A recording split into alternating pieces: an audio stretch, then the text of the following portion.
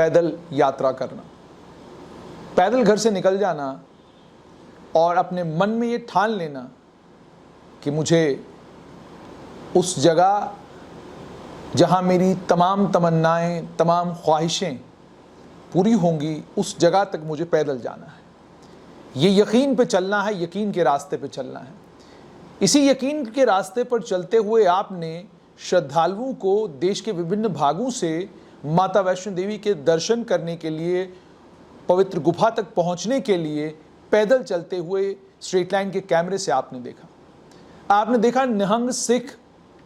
पैदल गुरुद्वारा पत्थर साहब जो लेह में है,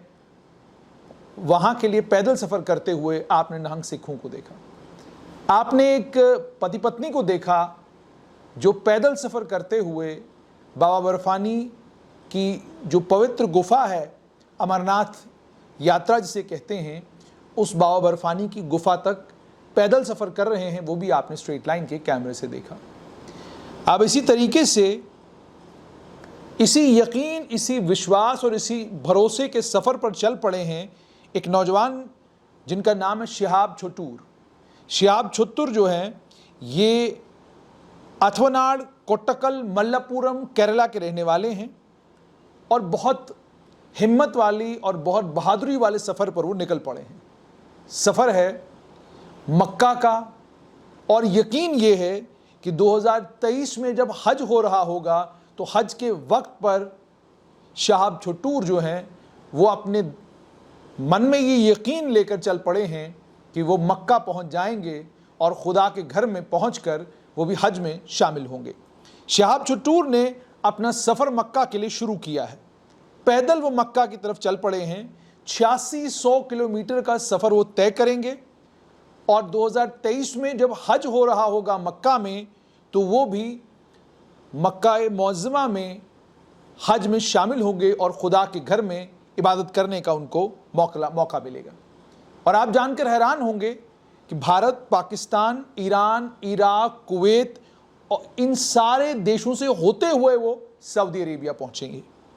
और ये सारा सफ़र वो पैदल तय करेंगे। आज उनकी वीडियो आई है, थोड़ा सा भाग आप भी वीडियो का देखिए और आप इस वीडियो में साफ तौर पर देख रहे होंगे यही हैं शिहाब छुटूर जो पैदल इस समय महाराष्ट्र पहुंच चुके हैं। यकीन के रास्ते पर हैं, भरोसे के रास्ते के ऊपर हैं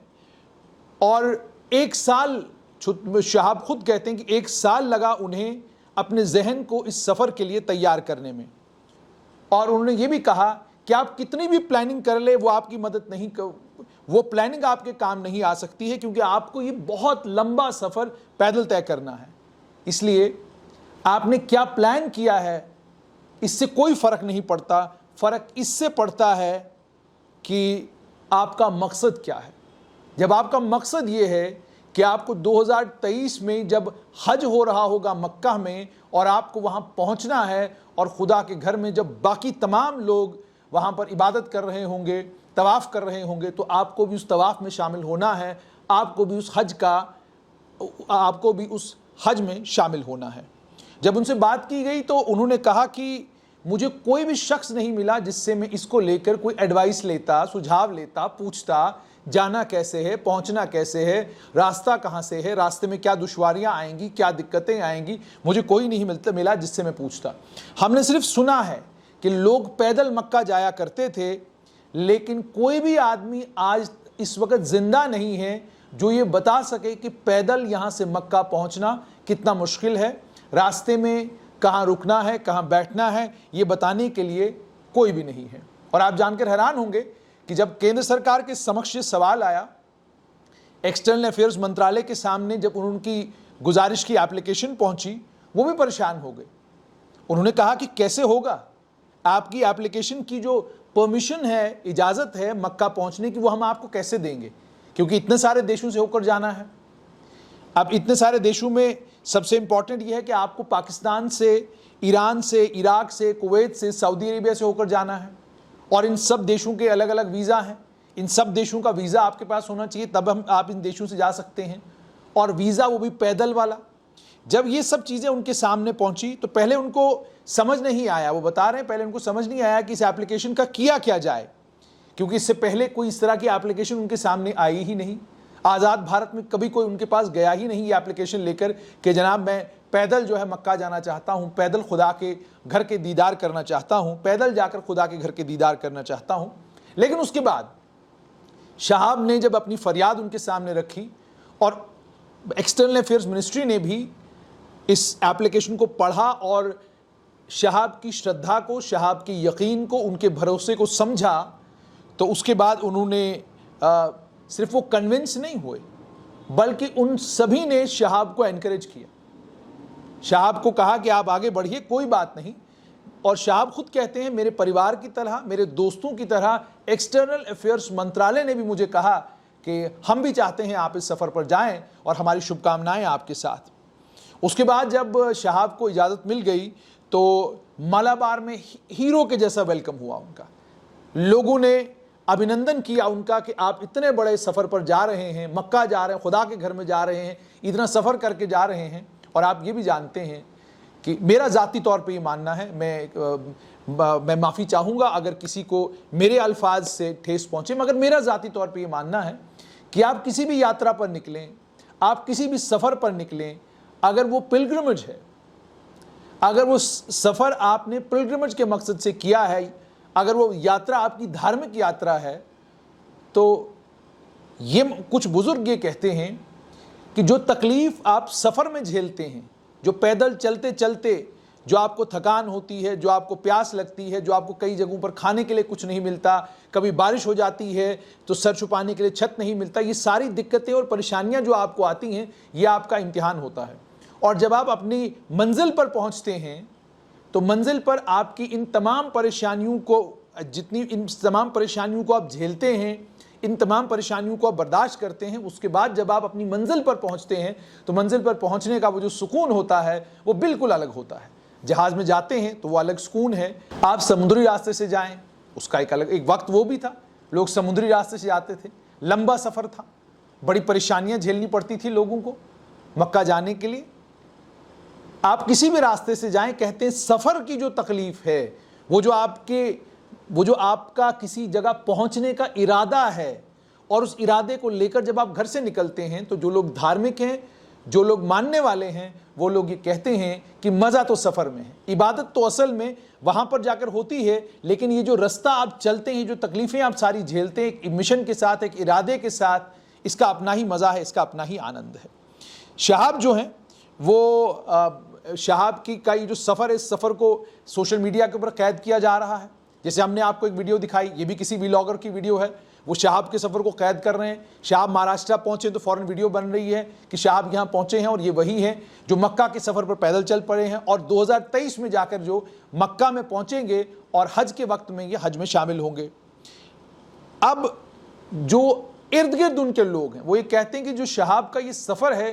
ये सफ़र बहुत नेक सफ़र है, इसमें हमें शहाब की मदद करनी चाहिए।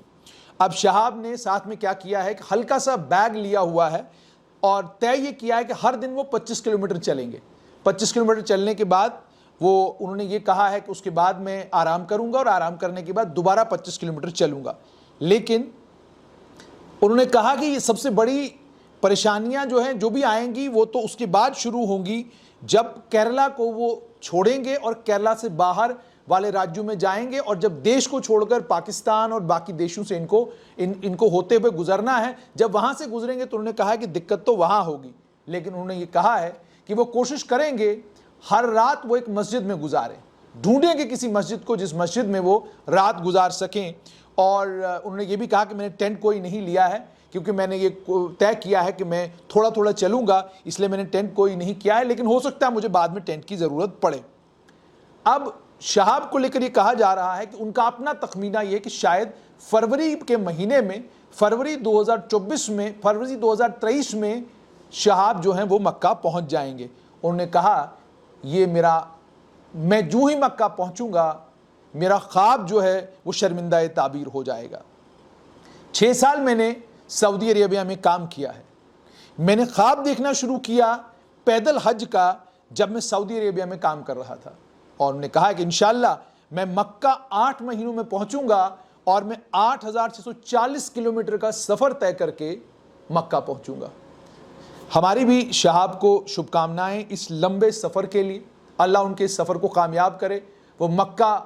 पहुँचे और मक्का पहुंचकर हज के वक्त में, हज के पीरियड में वो मक्का पहुँचे और अल्लाह उनको हज की सआदत जो है उन्हें नसीब करे। साफ तौर पर ये कि आप खुदा के घर के लिए सफ़र करना शुरू करें, आप बाय एयर जाएँ, आप जहाज़ में जाएँ, आप पैदल जाएँ, वो जो जाते वक्त दिक्कत और परेशानी आपको सामना करना पड़ता है, बुजुर्ग बताते हैं कि उसका बड़ा अजर मिलता है। उसके बाद वाकई मक्का पहुँचेंगे तो इबादत का बड़ा अजर मिलेगा। इसी तरीके से किसी भी धर्म, किसी भी समुदाय से ताल्लुक़ रखने वाले लोग हों, जब वो किसी भी धार्मिक सफ़र पर निकल पड़ते हैं, मैंने बहुत सारे लोगों को, क्योंकि जम्मू में जाहिर सी बात है मौका आपको मिलेगा कि आप कहीं से भी जा रहे हैं तो आपको पैदल चलते हुए लोग मिलेंगे। आप रोक कर पूछेंगे कहाँ जा रहे हैं, तो कोई कहेगा मैं मध्य प्रदेश से चला हूँ, भोपाल से चला हूँ माता वैष्णो देवी के दर्शन करने के लिए। कोई कहेगा मैं राजस्थान से चला हूँ बाबा बर्फानी के दर्शन करने के लिए, बाबा बर्फानी के दर्शन करने के लिए। किसी और से मिलेंगे तो वो आपको कोई और इसी तरह की अपनी कहानी सुनाएगा और बताएगा आपको कि वो लगभग 1000 किलोमीटर, 2000 किलोमीटर, 4000 किलोमीटर पैदल चल के माता वैष्णो देवी के दर्शन करने के लिए आया है। या इसी तरीके से कोई निहंग सिख मिलेंगे या सिख समुदाय के कुछ लोग मिलेंगे, उनसे आप बात करेंगे तो वो ये कहेंगे कि गुरुद्वारा पत्थर साहब है, हम वहाँ जाना चाहते हैं, वहाँ के लिए हम लोग पैदल चल पड़े हैं। तो ये जो अपने अपने धर्म को लेकर लोग घरों से पैदल निकल पड़ते हैं, इस यकीन और इस भरोसे के साथ कि जब ये हमारी यात्रा ख़त्म होगी, इस यात्रा के ख़त्म होने के बाद जो आनंद, जो सुख की प्राप्ति हमको होगी, उसी आनंद और उसी सुख के लिए हम लोग घर से निकले हैं। ये बिल्कुल एक अलग दुनिया है। बहुत सारे लोग अलग अलग तरह के विचार इस तरह के सफ़र को लेकर रखते हैं, लेकिन वो लोग जो धर्म को समझते हैं, वो लोग जो समझते हैं कि आप जब ये तय कर लेते हैं कि मुझे कोई सफ़र इस इरादे, इस यकीन के साथ करना है कि मेरा खुदा, मेरा भगवान, मेरा वाहिगुरु वहाँ पर है और मुझे वहाँ तक पहुँचना है और इस सफ़र को मुकम्मल करना है, और इस सफ़र के मुकम्मल करने के बाद जिस सुख का मुझे अनुभव होगा, जिस सुख की मुझे प्राप्ति होगी, वो अपने आप में अद्भुत है। ये कमाल है आज की दुनिया में भी और आज के दौर में भी। शहाब को बहुत बहुत मुबारकबाद इस लंबे सफ़र के लिए। अल्लाह करे कि शहाब सेहतियाब, सुख शांति के साथ और बिल्कुल आराम के साथ मक्का फरवरी 2023 में पहुँचे और उसके बाद हज में शामिल हो। मिनिस्ट्री ऑफ एक्सटर्नल अफेयर्स ने भी उनको मुबारकबाद दी है और उम्मीद और तवक्का ये की है कि शहाब को किसी भी मुल्क में कोई भी दिक्कत नहीं आएगी, क्योंकि जो फॉर्मेलिटीज़ थी वो तमाम जो है मुकम्मल कर ली गई हैं और मिनिस्ट्री ऑफ एक्सटर्नल अफेयर्स ने इंश्योर किया है कि शहाब को इन तमाम मुल्कों से गुजरते वक्त किसी भी तरह की टेक्निकल प्रॉब्लम का सामना न करना पड़े।